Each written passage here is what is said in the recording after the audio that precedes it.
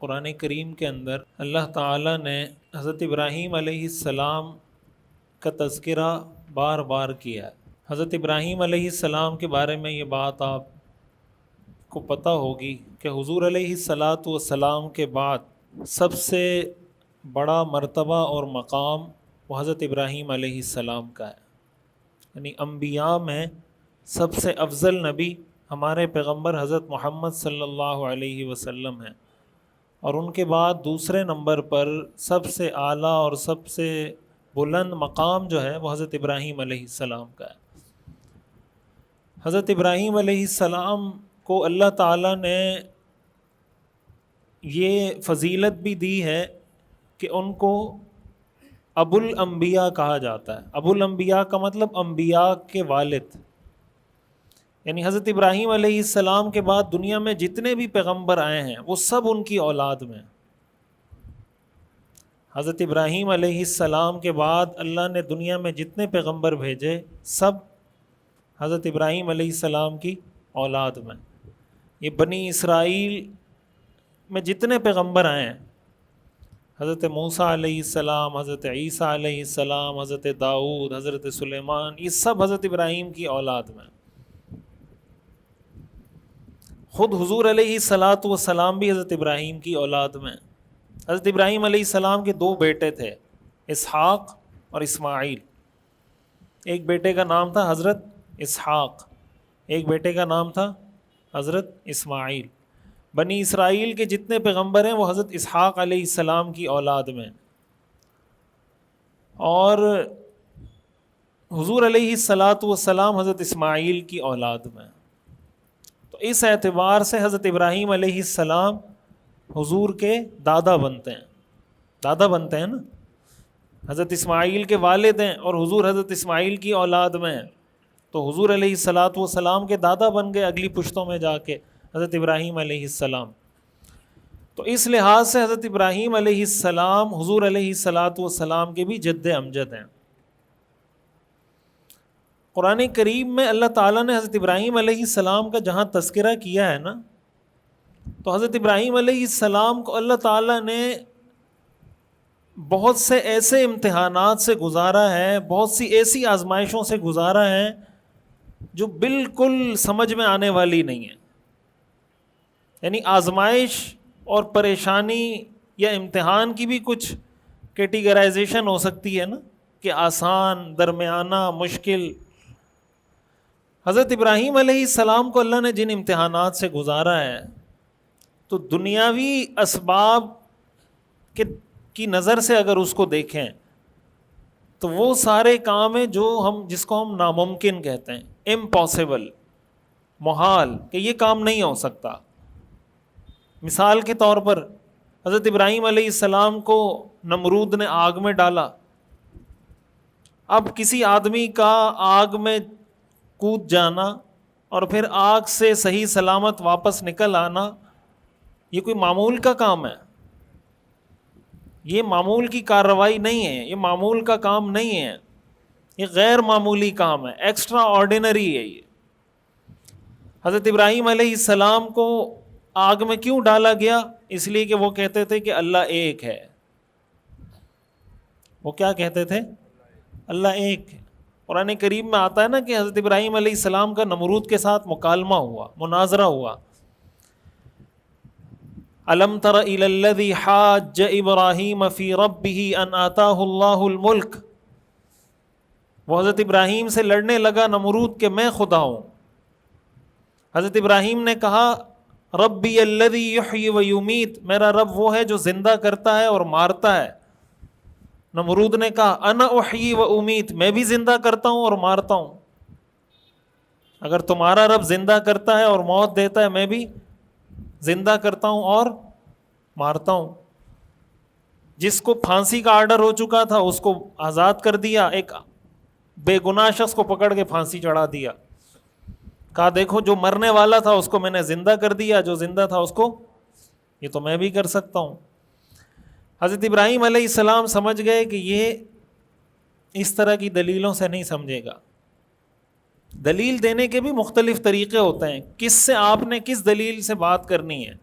یہ مخاطب پہ ڈپینڈ کرتا ہے کہ آپ کا سامنے والا وہ کس ٹائپ کا آدمی ہے. حضرت ابراہیم علیہ السلام کو جب سمجھ آئی کہ ان دلیلوں سے یہ نہیں سمجھے گا, حضرت ابراہیم علیہ السلام نے کہا ان اللہ یأتی بالشمس من المشرق فأت بہا من المغرب, میرا رب وہ ہے جو سورج کو مشرق سے نکالتا ہے, اگر تو خدا ہے تو مغرب سے نکال کے دیکھا. ان اللہ یأتی بالشمس من المشرق فأت بہا من المغرب, مغرب سے نکال کے دکھا میں مان جاؤں گا. فبہت الذی کفر, اللہ فرماتے ہیں کافر لاجواب ہو گیا, کوئی جواب نمرود کے پاس نہیں تھا. اور کفر کا حربہ یہ ہوتا ہے کہ جب کفر دلیل کے میدان میں شکست کھا جائے, وہ پھر گولی اور ڈنڈے کی زبان استعمال کرتا ہے. یہ بات اچھے طریقے سے یاد رکھیں کہ اسلام کو دلیل کے میدان میں آج تک دنیا میں کوئی شکست نہیں دے سکا ہے, الحمدللہ, اور نہ قیامت تک کوئی دلیل کے میدان میں اسلام کو شکست دے سکتا ہے. یہ بات آپ کے ذہن میں ہونی چاہیے. دلیل کے میدان میں اسلام کو آج تک کسی نے شکست نہیں دی, نہ قیامت تک کوئی دے سکتا ہے. یہ قرآن کا چیلنج ہے. ہاں یہ ہو سکتا ہے کہ اگر آپ کے پاس کسی کے پاس قرآن کی دلیل کا جواب نہ ہو تو وہ بندے کو شوٹ کر دے, بمباری کر دے, ملک تباہ کر دے, علماء کو قتل کر دے. یہ ہو سکتا ہے. یہ کہ دلیل کے میدان میں آپ اسلام کو غلط ثابت کر دیں, کفر کو صحیح ثابت کر دیں, ایسا کبھی نہیں ہوا. یہ ہو سکتا ہے کہ کوئی عالم کسی سے مناظرہ ہار جائے, لیکن عالم کے مناظرہ ہارنے کا مطلب یہ نہیں ہوتا کہ اسلام مناظرہ ہار گیا. کوئی عالم ہو سکتا ہے کسی دلیل کا جواب نہ دے سکے, لیکن دوسرا عالم اس کا جواب دے دے گا.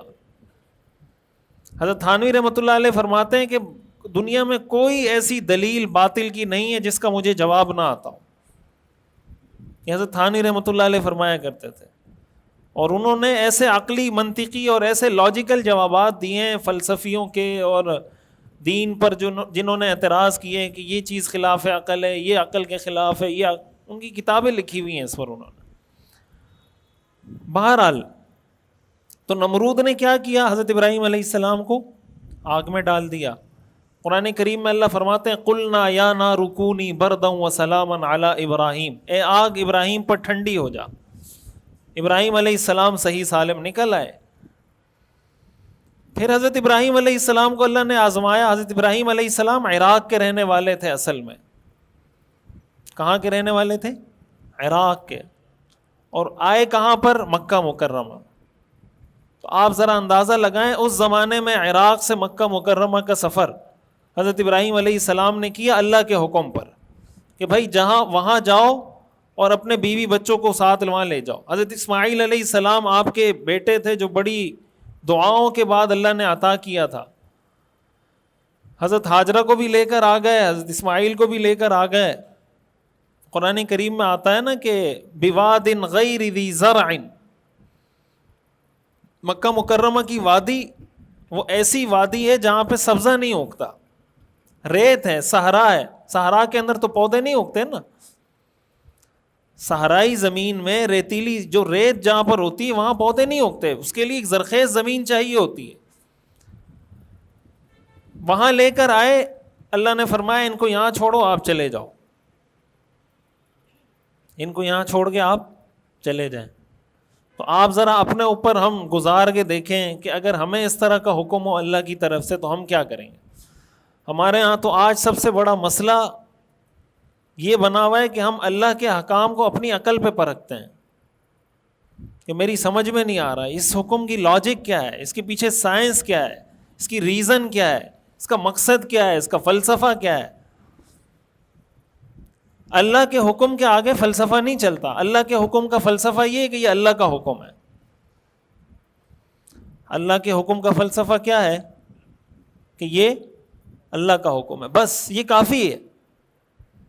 وجہ اس کی ہے کہ ہم ان بہت سی باتوں کو نہیں سمجھ سکتے جو اللہ جانتا ہے. ایسا ہے یا نہیں؟ اس کی میں آپ کو مثال دیتا ہوں تاکہ آپ کو بات سمجھ میں آئے. دیکھیں ایک بچہ ہے 7 سال کا, اس کو آپ کہتے ہیں بیٹا آپ اسکول جائیں، میں نے آپ کا ایڈمیشن کروایا، آپ اسکول جائیں. بچہ آپ کے ساتھ آپ کی بات نہیں مانتا اور آپ کو کہتا ہے کہ آپ مجھے لاجیکلی سمجھائیں. 7 سال کا بچہ آپ کو کیا کہتا ہے؟ مجھے لاجیکلی سمجھائیں کہ اس پڑھائی کے کیا فائدے ہیں. میری لاجک یہ کہتی ہے کہ اس وقت میرے لیے زیادہ بہتر یہ کہ میں کرکٹ کھیلوں، موبائل میں ویڈیوز دیکھوں، کوئی ٹک ٹاک کی کوئی ویڈیو بنا لوں اور کھیلوں کود. یہ مجھے یہ سمجھ میں آتا ہے کہ بچپن میں مجھے یہ کرنا چاہیے.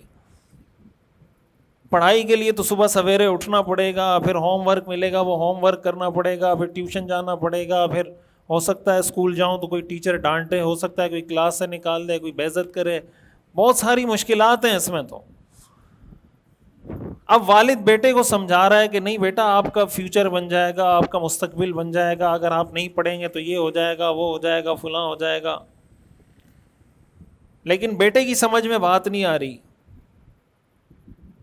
تو والد کیا کرے گا پھر آخر میں؟ اگر وہ کہیں نہیں مجھے آپ کی جو بات ہے مجھے سمجھ میں نہیں آ رہی، تو والد کیا بولے گا؟ بولیں کیا بولے گا؟ والد یہی کہے گا بھائی تیری سمجھ میں آئے نہ آئے تو نے کل سے اسکول جانا ہے، بس یہی کہے گا نا. یا وہ یہ کہے گا کہ نہیں ٹھیک ہے آپ کی لاجک آپ کو سمجھ نہیں آ رہی تو ٹھیک ہے میں آپ کی بات ایکسیپٹ کر لیتا ہوں، پڑھائی نقصان دہ ہے. ایسا کرے گا؟ وہ کرے گا کبھی؟ کیوں نہیں کرے گا؟ وجہ اس کی ہے کہ والد یہ بات جانتا ہے کہ 7 سال کے بچے کی عقل میں وہ بات نہیں آ سکتی جو 40 سال والے بندے کی عقل میں آتی ہے. ایسا ہی ہے نا بھائی، میں نے دنیا دیکھی ہے، میں لوگوں سے ملا ہوں، میں نے دیکھا ہے جنہوں نے تعلیم حاصل نہیں کی ان کا مستقبل کیا تھا، جنہوں نے حاصل کی ان کا مستقبل کیا تھا.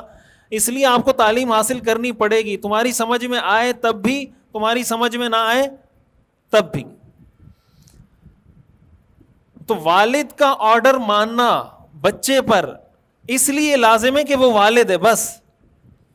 اب بچہ 7 سال کا یہ نہیں کہہ سکتا کہ مجھے سمجھ نہیں آ رہی آپ کی بات. تو 7 سال کے بچے میں اور 40 سال کے بندے میں فرق ہوتا ہے. تو اللہ اور اللہ کے بندے میں فرق ہوگا یا نہیں؟ اللہ اور اللہ کے بندے میں فرق ہوگا یا نہیں؟ یعنی ہو سکتا ہے کوئی چیز بندے کی سمجھ میں نہ آ رہی ہو، لیکن اللہ کا آرڈر ہے کہ یہ کام کرنا ہے. تو انسان کی بھلائی اس میں کہ اپنی سمجھ کے مطابق چلے یا اس میں کہ اللہ کا آرڈر مانے. حضرت ابراہیم علیہ السلام کو اللہ نے حکم دیا کہ آپ یہاں پر بچوں کو چھوڑیں چلے جائیں، چھوڑ کے چلے گئے. یہی بچہ جب بڑا ہوا، حضرت اسماعیل علیہ السلام بڑے ہوئے، اللہ نے فرمایا ان کو ذبح کر دیں. انی اری فی المنام انی اذبحک فانظر ماذا تری، میرے بیٹے میں نے خواب میں دیکھا ہے کہ میں تمہیں ذبح کر رہا ہوں، تمہارا کیا خیال ہے؟ حضرت اسماعیل علیہ السلام نے کیا فرمایا؟ افعل ما تؤمر،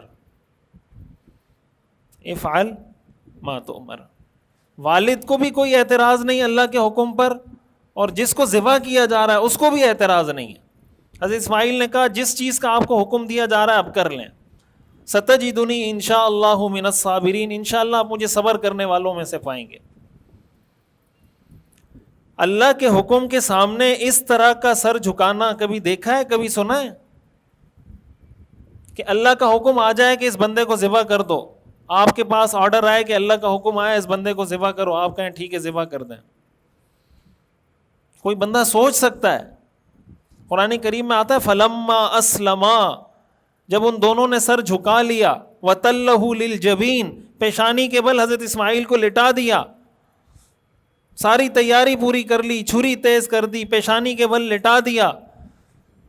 نَادَيْنَاهُ أَن يَا إِبْرَاهِيمُ قَدْ صَدَّقْتَ الرُّؤْيَا إِنَّا كَذَلِكَ نَجْزِي الْمُحْسِنِينَ، تو ہم نے ان کو آواز دی کہ اے ابراہیم آپ نے اپنا خواب سچ کر دکھایا، بس ہمیں یہی چاہیے تھا. بچے کو ذبح کروانا مقصد نہیں تھا، مقصد یہ تھا کہ آپ اللہ کے حکم کو مانتے ہیں یا نہیں مانتے. بس یہ وہ سارے امتحانات ہیں جن میں حضرت ابراہیم علیہ السلام کامیابی سے گزرے ہیں، جس کی وجہ سے حضرت ابراہیم کو خلیل اللہ کہا جاتا ہے. حضرت ابراہیم کے بارے میں جو میں نے بتایا نا کہ حضور علیہ السلام کے بعد سب سے اعلیٰ پیغمبر حضرت ابراہیم ہے، اس کی وجہ یہ ہے کہ حضرت ابراہیم کو خلیل اللہ کہا جاتا ہے. خلیل سے بڑا کوئی درجہ نہیں ہوتا دوستی کا. عربی زبان میں دوستی کا جو سب سے بڑا درجہ ہوتا ہے نا وہ خلیل ہوتا ہے. ہمارے آقا حضرت محمد صلی اللہ علیہ وسلم وہ اللہ کے حبیب بھی ہیں, اللہ کے خلیل بھی ہیں. حضرت ابراہیم علیہ السلام خلیل اللہ ہیں. اس کے بعد اللہ تعالیٰ نے قربانی کی یہ سنت جاری کی. اللہ تعالیٰ اپنی تابعداری کرنے والوں کا, دین پر عمل کرنے والوں کی بہت قدر کرتا ہے. قرآن کریم میں آتا ہے ما یفعل اللہ بعذابکم ان شکرتم وآمنتم. اللہ تمہیں عذاب دے کر کیا کرے گا اگر تم شکر کرو اور ایمان لے آؤ. وکان اللہ شاکرا, اللہ تعالیٰ بہت قدر کرنے والی ذات ہے. آپ دیکھیں ہمیں ذی الحجہ کا عشرہ شروع ہوا ہے نا, تو ذی الحجہ کے عشرے کے بارے میں آتا ہے کہ ہر رات لیلۃ القدر کے برابر ہے. ہر رات لیلۃ القدر کی عبادت کے برابر ہے. اللہ کو آخر کیا ضرورت پڑی کہ ہمیں ایک نماز پڑھنے پر 1000 مہینوں سے زیادہ کی عبادت کا ثواب دیں؟ کوئی ضرورت ہے اللہ کو؟ اصول کا تقاضا تو یہ کہ ایک نماز پڑھیں, ایک نماز کا ثواب ملے گا. 2 نمازیں پڑھیں, 2 نمازوں کا ثواب ملے گا. لیکن اللہ قدردان ہے. یہ عرفہ کا روزہ حدیث میں آتا ہے کہ مجھے اللہ کی ذات سے امید ہے کہ ایک روزہ پچھلے سال کے تمام گناہوں کا کفارہ ہے. ایک روزے کی وجہ سے اللہ تعالیٰ پچھلے سال کے تمام گناہوں کو معاف کر دیتے ہیں. صغیرہ تمام گناہوں کو اللہ تعالیٰ معاف کر دیتے ہیں. یہ اللہ کی قدردانی ہے کہ کبھی رمضان کا مہینہ آ جائے تو رمضان میں عبادت کا ثواب بڑھ جاتا ہے, لیلۃ القدر آ جائے تو ثواب بڑھ جاتا ہے, یہ ذی الحجہ کے 10 دن آ جاتے ہیں تو ثواب بڑھ جاتا ہے. یہ وقتاً فوقتاً اللہ تعالیٰ کی طرف سے مسلمانوں کو پیکج ملتا ہے کہ بھائی ان 10 دنوں میں یہ کام کر لو, اتنا ثواب ملے گا. یہ اس بات کی دلیل ہے کہ اللہ تعالیٰ انسان کی عبادت کی قدر کرتا ہے. وَكَانَ اللَّهُ شَاكِرًا, اللہ قدر کرنے والا ہے. ہم التحیات پڑھتے ہیں نا, التحیات تو آپ سب کو آتی ہوگی نا, نماز میں ہم پڑھتے ہیں. التحیات میں ہم پڑھتے ہیں السلام علینا وعلی عباد اللہ الصالحین. پڑھتے نہیں پڑھتے؟ نماز جو ہم پڑھتے ہیں نا, نماز کا ترجمہ بھی سیکھ لینا چاہیے کہ نماز میں ہم پڑھتے کیا ہیں.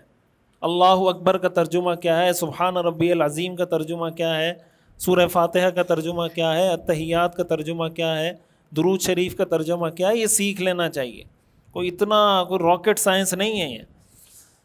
60 سال ہم نمازیں پڑھتے ہیں, التحیات کا ترجمہ نہیں آتا ہمیں.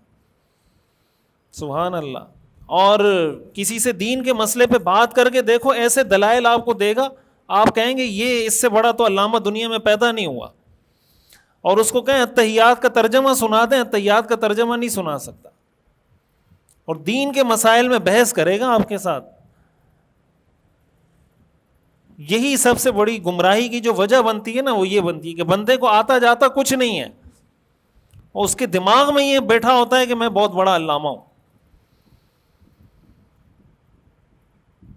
سب سے بڑی کامیابی اس چیز میں کہ انسان اس چیز کا اعتراف کر لے کہ مجھے کچھ نہیں آتا. یہ سب سے بڑی کامیابی ہے. جب انسان اعتراف کرتا ہے تو سیکھ لیتا ہے, جب اعتراف نہیں کرے گا تو خاک سیکھے گا, اس کو طلب کہاں سے پیدا ہوگی اس میں. بہرحال ہم التحیات میں پڑھتے ہیں السلام علینا وعلی عباد اللہ الصالحین. اس کا ترجمہ کیا ہے؟ سلامتی ہو ہم پر, السلام علینا, سلامتی ہو ہم پر, وعلی عباد اللہ الصالحین, اور اللہ کے تمام نیک بندوں پر. سلامتی ہو ہم پر, وعلی عباد اللہ الصالحین, اور اللہ کے تمام نیک بندوں پر. ہم لوگوں سے کہتے ہیں نا یار دعاؤں میں یاد رکھنا, خصوصی دعاؤں کی درخواست ہے. کسی نیک آدمی کو دیکھتے ہیں, کہتے ہیں یار میرے لیے دعا کیجئے گا, میری فلاں پریشانی ہے. اللہ تعالیٰ ہمارے اعمال کی, نیک لوگوں کی نیکیوں کی اتنی قدر کرتے ہیں کہ ہر نمازی کی نماز اس وقت تک پوری نہیں ہو سکتی جب تک وہ اللہ کے نیک بندوں کے لیے دعا نہ کرے. جب تک آپ اللہ کے نیک بندوں کے لیے دعا نہیں کریں گے آپ کی نماز ایکسیپٹ نہیں ہوگی. اس سے بڑی کوئی فضیلت ہو سکتی ہے؟ کہ اگر ایک آدمی نیک بن جاتا ہے تو ہر نمازی چاہے نہ چاہے اس کے لیے ہر نماز میں دعا کرنے پر مجبور ہے. وہ یہ پڑھے گا السلام علینا وعلی عباد اللہ الصالحین, اور جب پڑھے گا اس دعا میں وہ شامل ہو جائے گا. یہ اللہ کی قدردانی ہے کہ اللہ انسان کے اعمال کی کیسے قدر کرتا ہے. تو یہ اچھا نہیں کہ انسان صالحین میں داخل ہو جائے, نیک لوگوں میں داخل ہو جائے, کسی کو کہنے کی ضرورت ہی نہیں پڑے گی, ہر نمازی آپ کے لیے دعا کرے گا. السلام کا مطلب کیا ہے؟ السلام کا مطلب یہ کہ یا اللہ اس کو ہر قسم کی تکلیفوں سے, پریشانیوں سے, بیماریوں سے, حادثات سے, آفات سے, ہر قسم کی تکلیفوں سے یا اللہ اس کو محفوظ فرما دے. یہ مطلب ہے السلام علینا. یہ جب ہم کسی کو کہتے ہیں نا السلام علیکم, یہ بھی دعا ہے, اس کا بھی یہی مطلب ہے کہ تم پر سلامتی ہو. سلامتی کا کیا مطلب؟ تمام تکلیفوں سے سلامتی ہو, تمام پریشانیوں سے سلامتی ہو, ہر قسم کی سلامتی تم پر ہو. اللہ تعالیٰ نے حضرت ابراہیم علیہ السلام کے عمل کی بھی قدردانی کی. کیا قدردانی کی؟ آج بھی ہم قربانی کرتے ہیں اور اس قربانی کو کہا جاتا ہے سنت ابراہیمی. کیا کہا جاتا ہے؟ سنت ابراہیمی. حضرت ابراہیم علیہ السلام نے اللہ سے ایک دعا کی تھی, وَاجْعَلْ لِي لِسَانَ صِدْقٍ فِي الْآخِرِينَ, کہ اللہ میرا ذکر میرے بعد بھی جاری رکھنا, میرے دنیا سے جانے کے بعد بھی میرا نام لوگوں کی زبان پہ جاری رکھنا. وَاجْعَلْ لِي لِسَانَ صِدْقٍ فِي الْآخِرِينَ. تو آج حضرت ابراہیم کا ہم نام لے رہے ہیں یا نہیں لے رہے؟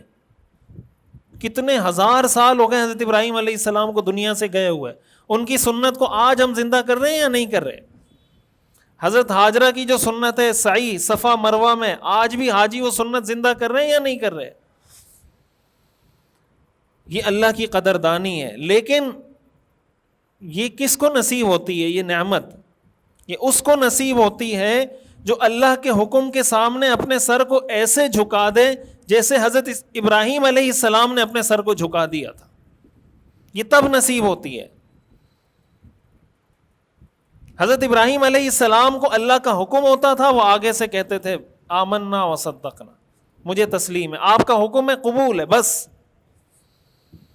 ہمارے ہاں جب قربانی کا موسم آتا ہے, قربانی کا سیزن آتا ہے, عید کے دن آتے ہیں, ہمارے ہاں بہت سارے لبرل سیکولر قسم کے لوگ یہ بحث چھیڑ دیتے ہیں کہ قربانی سے بہتر ہے آپ واٹر کولر لگا دیں, آپ کسی یتیم کی شادی کروا دیں, آپ کسی غریب کی مدد کر لیں. اتنے لاکھوں جانور آپ ذبح کرتے ہیں, یہ تو جانوروں پہ ظلم ہے, آپ کو جانوروں کا خیال نہیں ہے, اتنے جانوروں کا آپ خون بہا رہے ہیں. اس طرح کی باتیں ہمیں سننے کو ملتی ہیں, جیسے ان لوگوں کو جانوروں کے حقوق کا بڑا خیال ہے. جانوروں کو کیا, ان کو انسانوں کے حقوق کا خیال نہیں ہے. یہ غزہ میں جو بچے شہید ہو رہے ہیں, یہ انسان کے بچے ہیں یا جانوروں کے بچے ہیں یہ غزہ میں جو شہید ہو رہے ہیں؟ بتائیے. فلسطین میں جو بمباری ہو رہی ہے, غزہ میں جو بمباری ہو رہی ہے, جو بچے شہید ہو رہے ہیں, یہ کون کر رہا ہے؟ یہ امریکہ کر رہا ہے نہیں کر رہا؟ اسرائیل کر رہا ہے یا نہیں کر رہا؟ تو لبرلزم سیکولرزم کے بادشاہ تو دنیا میں یہ ہیں. حتیٰ کہ رفح میں جو خیموں میں جو لوگ پناہ گزین ہیں, جو گھر چھوڑ کر خیموں میں رہ رہے ہیں, ان پہ بمباری کر رہا ہے. یہ ہمیں بھاشن دے رہے ہیں کس چیز کا؟ جانوروں کے حقوق کا. اور تف ہے ایسے مسلمان پہ جو ان کے اس بھاشن سے متاثر ہو کے کہتا ہے کہ یار جانوروں پہ ظلم نہ کریں. جو بچوں کو قتل کر رہا ہے, جو حاملہ خواتین کو شہید کر رہا ہے, جو نوجوانوں کو شہید کر رہا ہے, عورتوں کو شہید کر رہا ہے, بچوں کو, بوڑھوں کو. ہیومینٹی, ہیومنزم, انسانیت, یہ نعرے ہیں. آج ایک فیس بک پہ ایک اسرائیلی صحافی ہے, اس نے ایک ویڈیو لگائی ہوئی تھی, ایک کتے کی ویڈیو لگائی ہوئی تھی کہ غزہ میں ہم نے یہ کتا دیکھا, بہت تڑپ رہا تھا اور مرنے والا تھا. اس وقت کی ویڈیو لگائیے, پھر دوبارہ ویڈیو لگائیے کہ ہم نے اس کو ریسکیو کیا, اور اب دیکھیں پھر دوبارہ کی ویڈیو لگائیے کہ اب یہ کتا کتنا ہنسی خوشی کھیل رہا ہے. یہ دیکھیں اسرائیل اتنا جانوروں کے حقوق کا اور انسانیت کا خیال رکھنے والا ملک ہے کہ کتوں کا بھی خیال رکھتا ہے. یہ ویڈیو لگائی ہوئی تھی اس نے, یہ آج کی بات بتا رہا ہوں. تو میں نے اس کے نیچے اس کو کمنٹ کر کے لکھا کہ آپ معصوم لوگوں کو تو قتل کرتے ہیں، دعویٰ آپ کا ہے ہیومنزم کا، تو پھر آپ اس کو ہیومنزم نہ کہیں، اس کو ڈاگزم کہیں۔ یہ ڈاگزم ہے یا ہیومنزم ہے؟ یہ انسانیت ہے یا کتا پن ہے؟ انسانیت تو یہ ہوتی کہ انسانیت کو بچاتے نا، اور کتا پن یہ ہے کہ کتوں کو بچائیں، وہ بھی انسانیت میں ہی آتا ہے۔ لیکن اگر آپ کتوں کو بچا رہے ہیں، انسانوں کو قتل کر رہے ہیں، یہ انسانیت ہے؟ باپ کو آپ اولڈ ہوم میں جمع کرا کے آتے ہیں، کتے کو گھر میں بیڈ پہ ساتھ سلاتے ہیں، یہ انسانیت ہے؟ یہ کتا پن نہیں ہے؟ بھائی باپ اولڈ ہوم میں اور کتا کہاں پر ہے؟ بیڈ روم میں ساتھ۔ ایسے لوگ بھی ہیں جو سفر کرتے ہیں نا مختلف ملکوں کا، کتے کو باقاعدہ اس کا ہر ملک میں کتے کو لے کے جاتے ہیں ساتھ، ہوائی جہاز میں، اس کا الگ پورا پروٹوکول ہوتا ہے، اس کے پوری امیگریشن ہوتی ہے، پورا حساب کتاب ہے اس کا، اور باپ کہاں پر ہے؟ اولڈ ہوم میں۔ اور یہ ہمیں درس دیتے ہیں، بھاشن دیتے ہیں کہ اس کا غریب کی شادی کروا دو، یتیم کی شادی کروا دو، جانوروں کا۔ یہ جو ہوٹلوں پہ بیٹھ کے مٹن کھا رہے ہوتے ہیں، کڑھائیاں پھوڑ رہے ہوتے ہیں، یہ جو مٹن کڑھائی اور چکن کڑھائی اور بیف کنا اور سیخ بوٹی اور چپلی کباب، یہ سارے کیا کدو سے بنتے ہیں کیا؟ کیا خیال ہے؟ یہ چپلی کباب کدو کا بنتا ہے؟ اور مٹن کڑھائی اور سیخ بوٹی اور افغانی بوٹی اور نمکین بوٹی اور فلانا کباب اور یہ کباب اور وہ کباب، یہ سبزیوں سے بنتے ہیں۔ تو یہ جو کڑھائی آپ ہوٹلوں پہ بیٹھ کے پھوڑ رہے ہوتے ہیں، اس وقت آپ کو خیال نہیں آتا کہ یار یہ بکرے کیوں ذبح ہو رہے ہیں؟ سبزی کھا لیتے ہیں ہم، اور یہ کڑھائی کھانے کے بجائے یتیم کی شادی کیوں نہیں کرواتے؟ بھائی آپ چپلی کباب کھا رہے ہیں، چپلی کباب کھانے میں زیادہ ثواب ہے، یتیم کی شادی کرانے میں ثواب ہے؟ بولیں۔ جب آپ اس وقت کہیں گے وہ یہی کہے گا کہ بھائی ٹھیک ہے یتیم کی شادی بھی کروانی چاہیے، لیکن گوشت کھانا بھی تو جائز ہے نا اسلام میں، تو اگر گوشت کھا لیا تو کون سا گناہ ہو گیا؟ تو جو جائز چیز ہے وہ اس کے لیے تو آپ کے پاس جسٹیفیکیشن ہے، جو اسلام کا واجب حکم ہے اس پر آپ کو اعتراض ہو رہا ہے۔ اور اعتراض ہو رہا ہے اس لحاظ سے کہ مجھے جناب بہت دکھ درد ہے جانوروں کا، مجھے بہت تکلیف ہے جانوروں کی۔ تو حیرت اس بات پر ہوتی ہے کہ انسان اللہ کے حکم کو چھوڑ دیتا ہے، یا اللہ کے حکم کے سامنے اس کے سامنے اس طرح کی لاجک، وہ تو اس کو سمجھ میں آتی ہے، اللہ کا حکم اس کو سمجھ میں نہیں آتا۔ دنیا میں اگر ان لاجیکل کام تھا نا، وہ یہ تھا کہ انسان اپنے بیٹے کو ذبح کرے، یہ ان لاجیکل تھا جو سمجھ میں نہیں آتا۔ لیکن اللہ کے حکم کے سامنے یہ بھی لاجیکل ہے۔ حضرت ابراہیم نے فرمایا اللہ کا حکم ہے میں ذبح کر رہا ہوں، حضرت اسماعیل نے فرمایا میں ذبح ہونے کے لیے تیار ہوں۔ ہمیں تو اللہ نے یہ حکم نہیں دیا کہ اپنے بچوں کو ذبح کریں، اگر یہ حکم دیا ہوتا تو کیا کرتے؟ تب کیا کرتے؟ تو اس لیے اسلام کے کسی حکم پر مسلمان ہونے کا تقاضا یہ ہے کہ اسلام کے کسی حکم پر آپ کا رویہ معذرت خواہانہ نہیں ہونا چاہیے۔ اسلام کے حکم پر ہمارا رویہ فخریہ ہونا چاہیے کہ میں مسلمان ہوں، مجھے اس پہ فخر ہے۔ ہم جانور عید کے موقع پر ذبح کرتے ہیں، ہمیں اس پہ فخر ہے۔ ہم گائے ذبح کرتے ہیں، ہمیں اس پہ فخر ہے۔ ہم بکرے ذبح کرتے ہیں، ہمیں اس پہ فخر ہے۔ یہ اس کی ایک سائیڈ میں آپ کو بتا رہا ہوں۔ اس کے اگر دوسرے پہلو کو آپ دیکھیں، وہ پہلو ہمارے لیے دیکھنا ضروری نہیں ہے، لیکن اگر آپ دیکھیں تو جتنا کاروبار قربانی کی وجہ سے معاشرے میں ہوتا ہے، جتنی پیسے کی سرکولیشن قربانی کی وجہ سے معاشرے میں ہوتی ہے، جتنی معاشی ایکٹیویٹی قربانی کی وجہ سے ہوتی ہے، اتنی بڑی معاشی ایکٹیویٹی اس کے بغیر ہو ہی نہیں سکتی۔ بھائی جو لوگ مویشی پالتے ہیں دیہاتوں میں، اگر قربانی نہ ہو، اتنی زیادہ رینج میں کوئی ان سے جانور خریدے گا؟ تو اگر نہیں خریدے گا ان کا چولہا جلے گا۔ پھر یہ جو جانور لا رہے ہیں سوزوکی میں، کوئی لا رہا ہے کوئی لے جا رہا ہے، ان کا کاروبار کس سے وابستہ ہے؟ قربانی سے وابستہ ہے؟ نہیں وابستہ۔ جو چارے کا کاروبار ہے یہ سارا کس سے وابستہ ہے؟ قربانی سے وابستہ ہے یا نہیں؟ کسائیوں کا جو کاروبار ہے یہ کس سے وابستہ ہے؟ قربانی سے وابستہ ہے. یہ جو لیدر کی پوری انڈسٹری ہے یہ کس سے وابستہ ہے؟ قربانی سے وابستہ ہے. تو ایک قربانی کے عمل سے پتہ نہیں کتنی انڈسٹریاں سرکولیشن میں آ جاتی ہیں, چلنے حرکت میں آ جاتی ہیں. یہ تو اس کی وہ سائڈ ہے کہ قربانی کے معاشی فائدے کیا ہیں. ہم قربانی اس لیے نہیں کرتے کہ ہمیں اس سے معاشی فائدہ حاصل ہوتا ہے یا نہیں ہوتا. یہ میں آپ کو بتا رہا ہوں کہ اس کے معاشی فائدے بھی اتنے ہیں کہ اگر آپ اس کو اس زاویہ نظر سے دیکھیں تب بھی انسان کہتا ہے کہ یہ کام ہونا چاہیے. لیکن ہم اس لیے نہیں کرتے, ہم اس لیے کرتے ہیں کہ اللہ کا حکم ہے. بس ہمارے لیے یہی کافی ہے کہ یہ اللہ کا حکم ہے. حضرت ابراہیم علیہ السلام کی سنت, قربانی کا فلسفہ, قربانی کا سارا فلسفہ یہ ہے کہ اپنی خواہشات اور اپنی لاجک اور اپنی ریزننگ اور اپنے دلائل اور اپنی سائنس اس پہ چھری پھیریں. یہ قربانی کا فلسفہ ہے بنیادی طور پر. بھائی حج میں لوگ جاتے ہیں, یہاں سے 10-12 لاکھ روپے, 15 لاکھ 20 لاکھ روپے لگا کے جاتے ہیں. وہاں کیا کرتے ہیں؟ حج میں بیت اللہ کے گرد چکر لگا رہے ہیں, گول گول گھوم رہے ہیں, صفا مروہ میں صفا سے یہاں, وہاں سے یہاں, یہاں سے وہاں, شیطان کو کنکری مار رہے ہیں, دیوار کو کنکری مار اٹھا کے کس کو مار رہے ہیں؟ دیوار کو مار رہی ہیں. عقل میں آتی ہے بات؟ کوئی آپ کو کہے یار 15 لاکھ روپے آپ نے اس لیے لگائے تھے کہ کنکری اٹھا کے دیوار کو ماریں گے؟ یا ایک پہاڑی سے دوسری پہاڑی تک آپ نے چل کے جانا ہے تو یہیں آپ کسی کٹی پہاڑی سے دوسری پہاڑی تک چلے جائیں. اتنا 15 لاکھ روپے آپ نے کیوں خرچ کیے؟ اس کا ایک ہی جواب ہے کہ اللہ کا حکم ہے. یہ 15 لاکھ روپے میں نے اس لیے نہیں خرچ کیے کہ میں ایک پہاڑی سے دوسری پہاڑی. حضرت عمر رضی اللہ تعالیٰ عنہ جب حجر اسود کو چومتے تھے نا تو کہتے تھے انک حجر لا تضر ولا تنفع, کہ میں جانتا ہوں کہ تو ایک پتھر ہے, نہ تو نفع دے سکتا ہے نہ تو نقصان دے سکتا ہے. اگر میں نے اللہ کے رسول کو تجھے بوسہ دیتے ہوئے نہ دیکھا ہوتا میں کبھی زندگی میں تجھے بوسہ نہیں دیتا.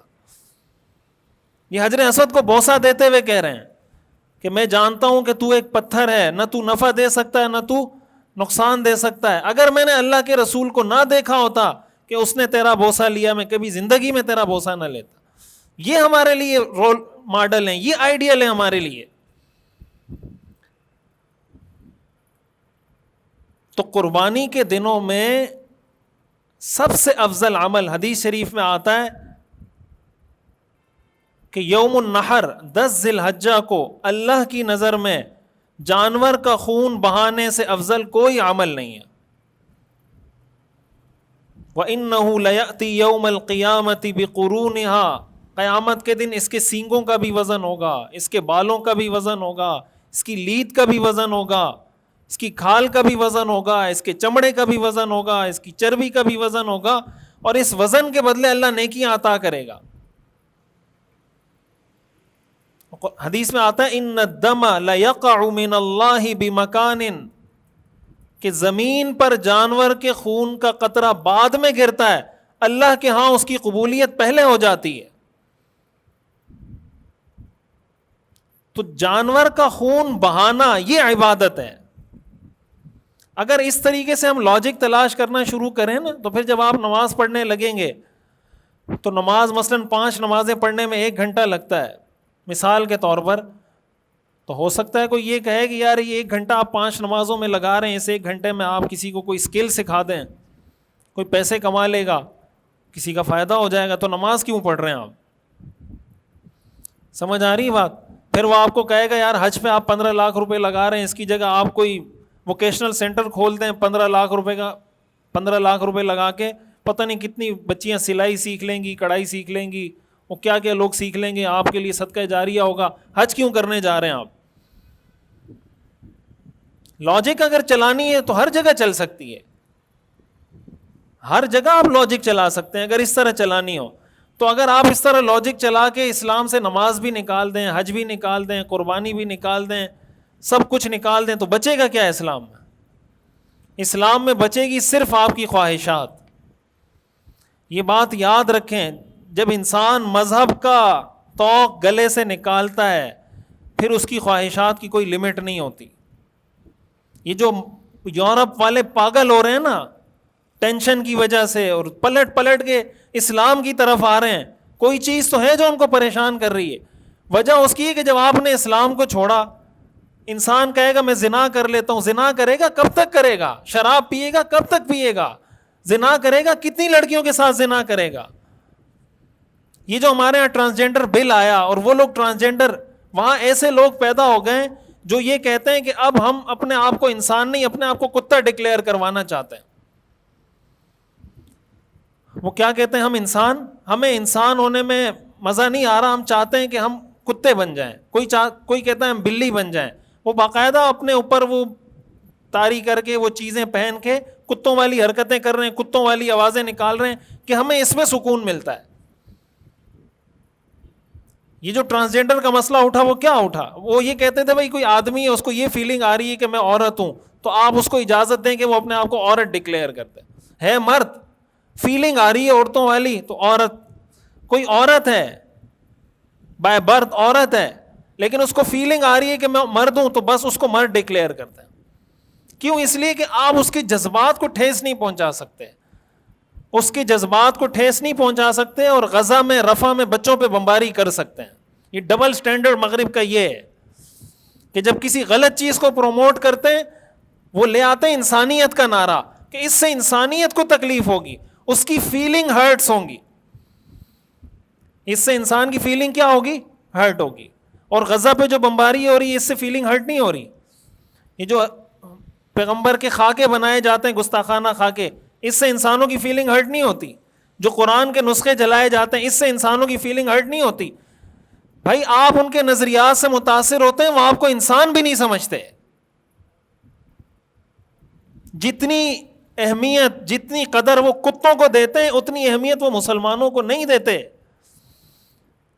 جتنی ان کی چمڑی سفید ہے, اتنے ان کے دل مسلمانوں کے لیے اور اسلام کے لیے سیاہ ہیں. یہ بات یاد رکھیں. قرآن نے کہہ دیا وَلَن تَرْضَىٰ عَنْكَ الْيَهُودُ وَلَا النَّصَارَىٰ حَتَّىٰ تَتَّبِعَ مِلَّتَهُمْ. یہود و نصارہ آپ سے ہرگز راضی نہیں ہو سکتے یہاں تک کہ آپ ان کے دین کی پیروی شروع کر دیں, تب وہ آپ سے راضی ہوں گے. اور دین کی بھی نہیں, وَلَئِنِ اتَّبَعْتَ أَهْوَاءَهُمْ, وہ آپ کو کہیں گے ہماری خواہشات کی پیروی کریں. وہ کیا کہیں گے؟ ہمارے دین کی نہیں, جو ہماری خواہشات ہیں اس کی پیروی کریں. تو یہ جو ساری چیزیں انسان اس طرف جاتا ہے, کیوں جاتا ہے؟ اس لیے کہ وہ پہلے اس کو مذہب سے اس نے آزادی حاصل کی, اس نے کہا مجھے نکاح کی ضرورت نہیں, زنا بٹ ٹھیک ہے زنا. اب زنا کر کر کے بھی تھک گئے, کہہ رہے ہیں اس میں بھی مزہ نہیں, اب کیا کریں؟ ہم جنس پرستی کی طرف آ گئے. کل میں نے ایک تصویر دیکھی, ایک شخص نے, وہ کوشش کرتا رہا کہ میں شادی کرنا چاہتا ہوں. آپ ذرا سنیں کہ انسان جب مذہب چھوڑتا ہے تو پہنچتا کہاں پر ہے وہ. اس لیے مذہب کی جڑوں کو مضبوط کریں اپنے خاندانوں میں, اپنے گھروں میں, اپنی نسلوں میں, ورنہ کچھ نہیں بچے گا, سب تباہ ہو جائے گا. ہمارے پاس بچا ہی ایک ہمارا یہ معاشرتی خاندانی دین کا جو نظام ہے یہ بچا ہوا ہے, باقی تو سب آپ کو پتہ ہے کہ کیا حالات ہیں ہمارے. اس نے کہا میں شادی کرنا چاہتا ہوں, میں نے لڑکی تلاش کی وغیرہ وغیرہ, وہ ایسی باتیں جو یہاں کرنے کی نہیں ہے. بہرحال مجھے کچھ سمجھ میں نہیں آیا. اب اس نے یہ کیا کہ اپنے آدھے دھڑ کو اس نے لڑکا بنایا, آدھے دھڑ کو لڑکی بنایا. یعنی یوں آپ سمجھے یہ دھڑ ہے نا, آدھے کپڑے اس نے یہاں پہنے ہوئے مردوں والے, یہاں پہ مردوں والے کپڑے ہیں, گھڑی پہنی ہوئی ہے, اور یہاں پہ مردوں والے جوتے پہنے ہوئے ہیں, اور پینٹ شرٹ جو مرد پہنتے ہیں اس ٹائپ کی. یہ آدھے دھڑ پہ عورت والے کپڑے ہیں, یعنی کپڑے اس نے ایسے سلوائے ہیں کہ ایک طرف مردانہ سوٹ, اس دھڑ سے اس طرف زنانہ سوٹ, چوڑیاں جو بھی حساب کتاب اس حساب سے. تو یہاں پہ اس کی مونچھیں, یعنی دائیں طرف مونچھیں, بائیں طرف صاف ہے, کہ میرا یہ آدھا دھڑ مرد آدھا دھڑ عورت. اور کہا کہ میں نے اپنے آدھے دھڑ کی اپنے دوسرے دھڑ سے شادی کروا دی. کیا کروا دی؟ اپنے آدھے دھڑ کی دوسرے دھڑ سے. یہ کر کے بھی سکون نہیں مل رہا ان کو, تو آپ دین کو چھوڑ کے کیا کریں گے؟ آپ تو اس حد تک جا بھی نہیں سکتے. ان کی باتیں سن کر, ان کی باتوں سے متاثر ہو کر, انسانیت کے نعروں سے متاثر ہو کر ہم کہاں تک جائیں گے؟ ہم یہ کام کر سکتے ہیں؟ سوچا ہے کبھی آپ نے یہ کام انسان کرے گا دنیا میں؟ یہ ہو رہا ہے مغرب میں. تو ان مذہب کا توق جب آپ گلے سے اتاریں گے پھر آپ کے پاس کوئی لمٹ نہیں ہے. سکون اسی میں ہے کہ آپ اپنے آپ کو مذہب کی باؤنڈریز کے اندر باؤنڈ کر دیں کہ بھئی جو شریعت کا حکم ہے اس پہ ہم نے عمل کرنا ہے, جو جائز ہے وہ جائز ہے, جو حرام ہے وہ حرام ہے, بس بات ختم. تو آپ کی خواہشات لمٹ میں آ جائیں گی. اور اگر آپ نے اس مذہب کے توق کو اتارا پھر اس کی کوئی لمٹ نہیں ہے.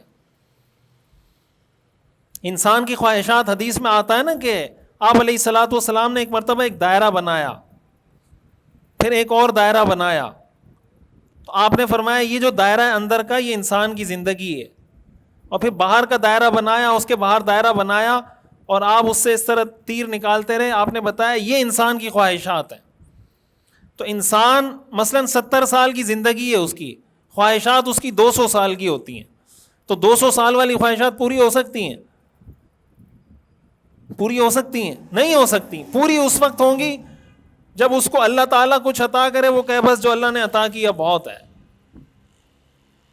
اس لیے آپ نے دیکھا ہوگا بعض لوگوں کے پاس پیسہ تھوڑا ہوتا ہے لیکن سکون ہوتا ہے, بعض لوگوں کے پاس پیسہ زیادہ ہوتا ہے لیکن سکون نہیں ہوتا. اس کا مطلب سکون پیسے میں نہیں ہے.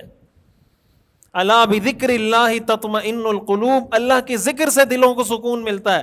دین پر عمل کریں گے تو دلوں کو سکون ملے گا. تو قربانی کے دنوں میں سب سے افضل عبادت یہ ہے کہ انسان جانور کا خون بہائے. جس شخص پر قربانی لازم ہو اس پر یہ واجب ہے, جو صاحب نصاب ہے, کہ وہ قربانی کرے. قربانی کا نصاب 5 چیزیں ہیں: سونا, چاندی, کیش یعنی جس کو ہم نقدی کہتے ہیں, مال تجارت اور ضرورت سے زائد سامان. یہ 5 چیزیں قربانی کا نصاب. سونا, چاندی, نقدی, مال تجارت اور ضرورت سے زائد سامان کا مطلب یہ ہوتا ہے گھر کی وہ چیزیں جو سال 2 سال پڑی رہتی ہیں, استعمال میں نہیں آتی. اس کا آپ ریٹ لگائیں گے کہ اس چیز کا ریٹ کیا ہے. تو اگر یہ 5 چیزیں 52.5 تولہ چاندی کی قیمت کو پہنچ جاتی ہیں, جو تقریباً آج 1,10,000, وہ آپ گوگل پہ لکھیں گے آپ کو مل جائے گا کہ چاندی کا ریٹ کیا ہے آج کل. تو 52.5 تولہ چاندی کا ریٹ آپ دیکھ لیں, 1 لاکھ ہوگا, 1,10,000 ہوگا, 1,20,000 ہوگا. اتنی اماؤنٹ تک پہنچ جاتا ہے, اس شخص پہ قربانی واجب ہو جاتی ہے. بعض لوگوں کے ذہن میں یہ غلط فہمی ہوتی ہے کہ قربانی اگر گھر کا سربراہ کر لے تو سب کی قربانی ہو جاتی ہے. گھر کے سربراہ کی قربانی سے سب کی قربانی نہیں ہوتی. جو شخص صاحب نصاب ہے, اگر گھر میں 10 لوگ صاحب نصاب ہیں, 10 قربانیاں لازم ہیں. اگر ایک صاحب نصاب ہے, 1 قربانی لازم ہے. اس کا تعلق اس چیز سے نہیں ہے کہ گھر کا سربراہ کر لے تو ہو جائے گی اور گھر کا سربراہ نہ کرے تو نہیں ہوگی. جو شخص گھر میں صاحب نصاب ہے اس پر قربانی کرنا لازم ہے. اگر عورت صاحب نصاب ہے اس پر بھی قربانی کرنا لازم ہے. جو بڑے جانور ہوتے ہیں اس میں 7 حصے کیے جا سکتے ہیں. 7 حصوں کا مطلب یہ ہوتا ہے کہ زیادہ سے زیادہ 7 حصے. بعض لوگ یہ سوال کر رہے ہوتے ہیں کہ اگر ہم قربانی میں 2 حصے کریں تو یہ ہو سکتا ہے؟ یعنی ہم 2 بھائی ہیں 2 حصے کرنا چاہتے ہیں, 3 بھائی ہیں 3 حصے کرنا چاہتے ہیں, 4 بھائی ہیں 4 حصے. تو 7 سے کم جتنے حصے بھی کرنا چاہیں کر سکتے ہیں. 1 ہو, 2 ہو, 3 ہو, 4 ہو, 5 ہو. 7 سے زیادہ حصے ایک جانور میں نہیں ہو سکتے, بڑے جانور میں. بعض لوگوں کے ہاں یہ بھی چل رہا ہوتا ہے, وہ کہتے ہیں کہ 3 سال میں اپنی والدہ کی قربانی کروں گا, 3 سال والد کی قربانی کروں گا, 3 سال. اس طرح کا بھی کوئی سیٹ اپ بنایا ہوا ہوتا ہے کسی نے. الگ الگ چیزیں ہیں, پوچھتے نہیں ہیں, سیکھتے نہیں ہیں, تو عجیب عجیب مسائل لوگ پوچھ رہے ہوتے ہیں کہ 3 سال میں نے والد کی, 3 سال میں نے والدہ کی, 3 سال فلاں کی, اب 3 سال میں اپنی کر رہا ہوں. جو لوگ دنیا سے جا چکے ہیں ان کی قربانی بھی آپ کرنا چاہیں تو کر سکتے ہیں, لیکن وہ نفلی قربانی ہے. کریں گے تو آپ کو ثواب ملے گا, نہیں کریں گے تو گناہ نہیں ملے گا. لیکن اگر آپ پہ قربانی واجب ہے, آپ نہیں کریں گے تو گناہ گار ہوں گے. تو اس چیز کو بھی اچھے طریقے سے سمجھنا چاہیے. کسی کی طرف سے بھی آپ قربانی کر سکتے ہیں, زندہ کی طرف سے بھی, مردہ کی طرف سے بھی, لیکن اپنی قربانی جو آپ صاحب نصاب ہیں آپ پر اپنی قربانی کرنا واجب ہے.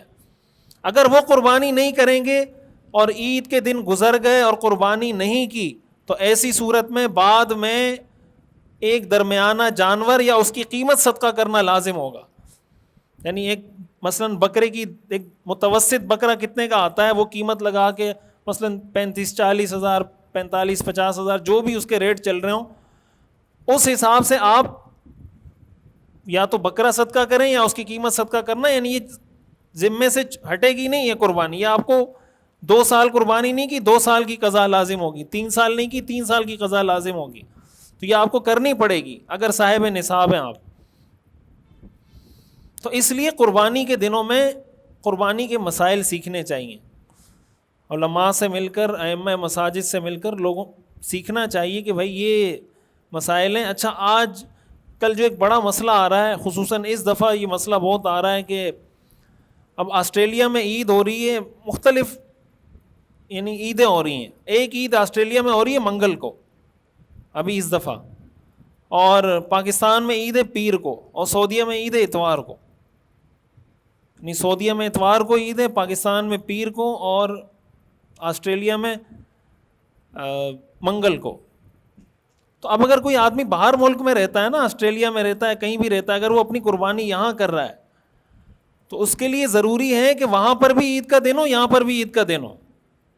اب پیر کا دن مثال کے طور پر ہماری عید ہے پیر کے دن, اور آسٹریلیا میں اس دن 9 ذی الحجہ ہے, ان کی عید کا دن نہیں ہے. اب اگر آسٹریلیا کا کوئی شخص یہاں کرنا چاہے گا تو اس کی قربانی پیر کے دن نہیں ہوگی. اس کی قربانی اگر کوئی یہاں کرے گا وہ منگل کے دن کرنی پڑے گی اس کو. تو جو باہر ممالک میں لوگ رہتے ہیں ان کے لیے یہ بھی ایک بڑا مسئلہ ہے. ایک چیز یہ بھی بتا دوں 9 ذی الحجہ کے روزے کے حوالے سے, اب وہاں 9 ذی الحجہ آ رہا ہے پیر کے دن. 9 ذی الحجہ آسٹریلیا میں کب آ رہا ہے؟ پیر کے دن. اور سعودیہ میں عید ہے اتوار کے دن. عید 10 ذی الحجہ کو ہوتی ہے نا, یعنی سعودیہ میں 9 ذی الحجہ ہے ہفتے کے دن سعودیہ میں, اور ہمارے ہاں ہے اتوار کے دن, اور آسٹریلیا میں پیر کے دن. سمجھ آ رہی بات؟ آسٹریلیا میں بھی مختلف لوگوں نے اپنے مختلف وہ بنائے ہوئے, کوئی سعودیہ کے ساتھ عید کر رہا ہوتا ہے, الگ الگ وہ بنائے ہوئے ہیں. تو 9 ذی الحجہ کا جو روزہ ہوتا ہے وہ آپ جہاں پر ہوتے ہیں وہاں کے حساب سے آپ نے رکھنا ہوگا. آپ پاکستان میں تو پاکستان کے حساب سے رکھیں گے, جس طرح رمضان کے روزے, عید, عید الفطر, بڑی عید, یہ ساری چیزیں ہم یہاں کے حساب سے کرتے ہیں نا. بھائی عید سعودیہ میں اتوار کے دن ہے, ہمارے یہاں پیر کے دن ہے, تو ہم پیر کے دن عید منائیں گے یا اتوار کے دن منائیں گے؟ پیر کے دن منائیں گے. اسی طرح رمضان ہے, اسی طرح عید الفطر ہے, ساری چیزیں ہیں. تو اسی طرح 9 ذی الحجہ کا روزہ بھی ہے. لیکن علماء نے یہ لکھا ہے کہ اس میں انسان اگر یہ کر سکے, یہ زیادہ بہتر یہ ہے کہ آپ سعودیہ کے 9 ذی الحجہ کا روزہ بھی رکھ لیں, یہاں کے 9 ذی الحجہ کا روزہ بھی رکھ لیں. یعنی اگر اس دفعہ کی میں بات کروں تو سعودیہ میں 9 ذی الحجہ ہے ہفتے کے دن, ہمارا 9 ذی الحجہ ہے اتوار کے دن. تو اگر کوئی ہمت کر سکتا ہے تو اس کو ہفتہ اتوار دونوں کا روزہ رکھ لینا چاہیے. اگر ایک رکھتا ہے تو پھر یہاں کے حساب سے رکھے, جہاں وہ رہ رہا ہے وہاں کے حساب سے جو 9 ذی الحجہ ہوگی اس پر جتنے احکام لازم ہیں وہ وہاں کے حساب سے لازم ہے. یہاں نماز کا وقت ہوگا تو آپ نماز ادا کریں گے, سعودیہ میں نماز کا وقت ہوگا تو وہ نماز ادا کریں گے. یہاں طلوع اگر غروب ہوگا تو آپ روزہ افطار کریں گے, وہاں غروب ہوگا تو وہ روزہ افطار کریں گے. یہی معاملہ 9 ذی الحجہ کے روزے کا بھی ہے. تو 9 یہ اور ذی الحجہ کے یہ جو 10 دن ہیں اس میں کوشش یہ کرنی چاہیے, یہ 10 دن قرآن کریم میں اللہ نے اس کی قسم کھائی ہے, والفجر ولیال عشر, فجر کی قسم اور 10 راتوں کی قسم. مفسرین نے لکھا ہے ان 10 راتوں سے ذی الحجہ کی 10 راتیں مراد ہیں. اور حدیث میں آتا ہے کہ ذی الحجہ کی ہر رات کی عبادت لیلۃ القدر کی عبادت کے برابر ہے. اس میں روزوں کا, تلاوت کا, صدقہ دینے کا, جو انسان عبادت کر سکتا ہے اس کو کرنا چاہیے. خصوصاً 9 ذی الحجہ کا روزہ ضرور رکھنے کا اہتمام کرنا چاہیے. اور ساتھ ساتھ قربانی کا جانور بر وقت خریدیں, اور کوشش کریں اچھے سے اچھا جانور خریدیں, اور اپنی نیت اچھی رکھیں. اس میں نمائش کی نیت, لوگوں کو دکھانے کی نیت کہ میں ایسا جانور لایا ہوں, فلاں ایسا جانور لایا ہے, میرے پڑوس والا ایسا جانور لایا, یہ نمود و نمائش, یہ نیت اگر ہوگی تو قربانی کا تو فائدہ ہی نہیں ہے. اللہ تعالیٰ فرماتے ہیں لن ینال اللہ لحومها ولا دماؤها, اللہ کو نہ تمہاری قربانی کا گوشت ملتا ہے نہ تمہاری قربانی کا خون ملتا ہے, ولکن ینالہ التقوی, اللہ کو تقوی ملتا ہے. تقوی دل کا عمل ہے. حدیث میں آتا ہے حضور نے فرمایا التقوی ہا ہونا, تقویٰ دل میں ہوتا ہے. تو اس کا تعلق دل سے ہے کہ آپ قربانی کس لیے کر رہے ہیں. تو جانور جو قربانی کے لائیں اس کا خیال بھی رکھیں, اس کی کیئر بھی کریں, لیکن اس طریقے سے خیال رکھیں, اس طریقے سے کیئر کریں کہ اس چکر میں انسانوں کو مت بھولیں. جانوروں کی کیئر کرتے کرتے انسانوں کی کیئر کرنا مت چھوڑ دیں. بعض اوقات ہی ہوتا ہے لوگ جانور لاتے ہیں, گلیوں میں کھڑا کر دیتے ہیں جانور. اب وہاں سے خواتین نے گزرنا ہے, بچوں نے گزرنا ہے, اب ساری گلی بلاک کر دی. اب خواتین نے گزرنا ہے, وہ کیسے گزریں گی وہاں سے؟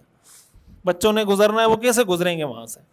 تو گلیوں میں جانور لا کے کھڑے کرتے ہیں. تو جانور جہاں آپ کھڑے کر رہے ہیں اس کے بھی کچھ آداب ہیں, اس کے بھی کچھ تقاضے ہیں, اس کو بھی سامنے رکھنا چاہیے تاکہ آپ کی وجہ سے کسی کو تکلیف نہ ہو. اور قربانی کرنے کے بعد یہ کوشش کرنی چاہیے کہ جو آپ نے جہاں قربانی کی اس جگہ کی صفائی کر لیا کریں. بھائی آپ نے 1 لاکھ کا, 1.5 لاکھ کا, 2 لاکھ کا جانور خریدا, بیل خریدا, اور آپ نے اگر 2 لاکھ کا بیل خریدا ہے تو 500 کا چونا بھی ساتھ خرید لیں. جب قربانی ہو جائے وہاں چونا مار دیں, ختم ہو جائے گا سب.